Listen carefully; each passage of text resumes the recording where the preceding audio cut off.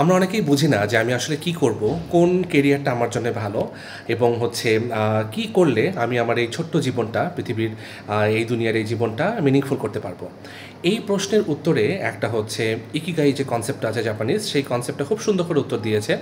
সেটা হচ্ছে যে কিছু ধাপে ধাপে নিজেকে চেক করতে হয় এই প্রশ্নের উত্তর পাওয়ার জন্য। সেটা হচ্ছে যে নাম্বার ওয়ান, যে আমি কোন কাজটা ভালো পারি, আমি কোন কাজটা ভালো পারি বা কোন দিকে আমার স্কিল আছে।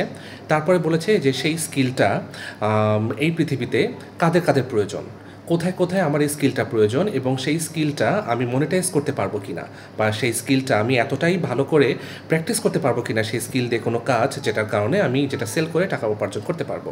যেমন আমি যদি বলি আমার ক্ষেত্রে যে আমার কাউন্সেলিং ভালো লাগে, তো ধর মেন্টাল প্রবলেমগুলো মানুষের সেটা শোনা, সেখানে কিছু সলিউশন দেওয়ার চেষ্টা করা, তাদেরকে বিভিন্ন পজিটিভ ওয়েতে লাইফটাকে দেখানো, তো এই স্কিলটা আমার মধ্যে আছে।